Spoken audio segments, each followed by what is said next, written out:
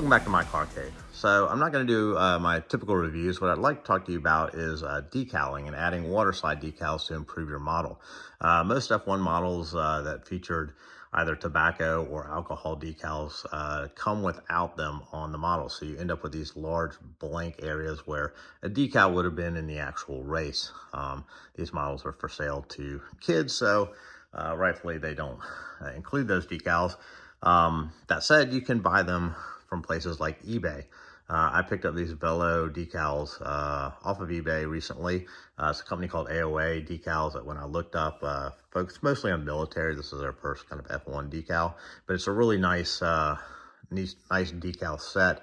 I also have purchased from places called TB Decals, which is out of Italy. You can purchase them directly, or you can purchase them from eBay. There's a place called Decal here in the US. And if I can think of any others, I'll put them in the description below. But yeah, I've shown you how to put decals on before. I've put decals on in some of my videos. This led to questions, and so what I wanted to do is hopefully just have a video here that shows you how easy this is to do. I think it's additive to the collecting hobby, your enjoyment of your collection. You not only have a model that you took out of a box, but you spend some time looking at the details as you apply the decals, and now you have a more accurate model at the end of the day. So let's go ahead and move over to the workstation, and then I'm going to show you how easy it is to apply these decals. Okay, before we get started, I thought I'd kind of mention the tools that I use for applying decals. So obviously I have the decals and I have the model. Then I have an X-Acto knife to cut out the decals.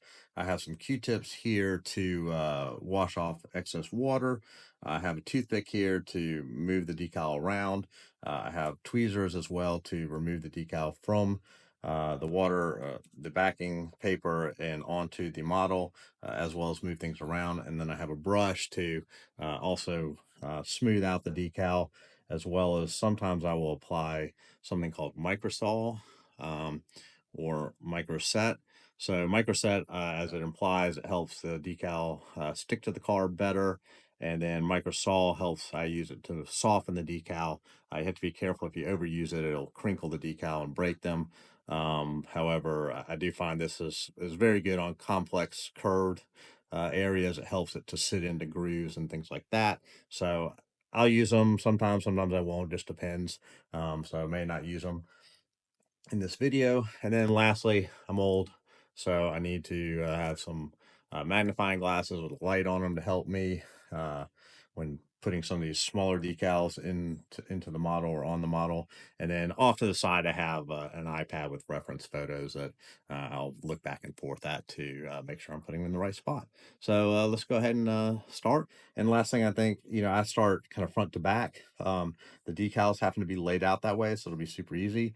That said, on certain models, I tend to do the side pods last, just because I'm holding the model and it's easy to put your fingers on the side of the body, and then you end up moving the decal while you're working on other parts of the model. So I tend to do that last, even though they're frankly the easiest typically to put on. So let's go ahead and get started.